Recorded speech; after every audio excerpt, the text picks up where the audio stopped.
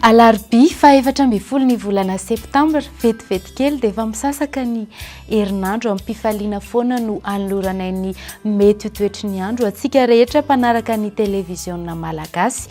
Raha ny sara azo avy amin'ny zana-bolana dia mbola alizay antonony hatrany no mandrafitra ny toetry ny androntsika.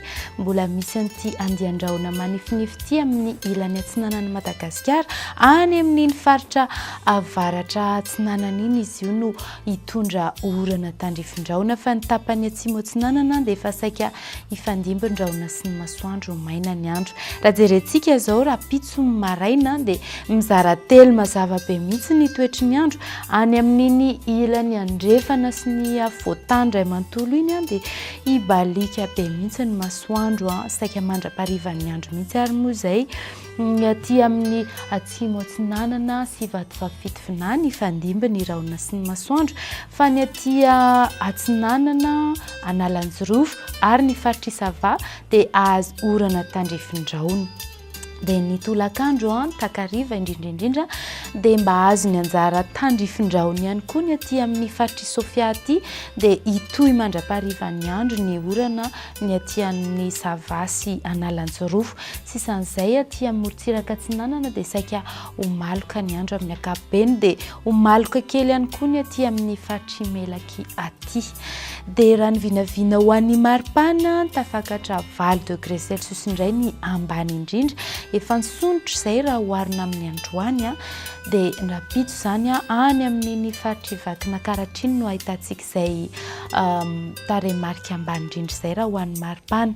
Ny voavinavina ho ambony indrindra indray 2.30 degré Celsius any amin'iny Mahajanga iny. Ny eto amin'ny faritra ny Havoatany dia efa atsapy izay fisondrotan'ny maripana izay satria manodidina ny 4.20 hatramin'ny 4.20 degré Celsius indray ny antsika no andrapitso. Raha ivoaka ivelan'ny Madagasikara ianao indrindra ho any amin'ireto tanan-dehibe vitsivitsy ireto dia tadidio fa any amin'ny Lanciany Bangkok dia anorana tandrifin-drahona mety araikotroka. Ny any Paris na Nairobi azo orana tandrifin-drahona fa ny any Johannesburg no hifandimbin ny rahona sy ny masoandro. Ho an'ireo nosy manodidina antsika dia ny any Port-Louis, Seychelles, Comores dia saika hifandimbin ny rahona sy ny masoandro. Ny any Saint-Denis any no maina ny andro mazava ny lanitra amin'ny ankapobeny. Amaranantsika azy dia tadidio izany fa rapitso alakamisy sy ny azoma dia somary maina indray ny andro amin'ny ankapobeny eran'ny Madagasikara fa any amin'ny asabotsy sy alahady any dia hiverina ho malomaloka ny andro sady andrivotra no atsapa-fidinan'ny maripana ihany koa isika. Dia izay indray ary no mamarana ny fandaharantsika. Mandra-piona tompoko lahy, mandra-pitafa tompoko vavy.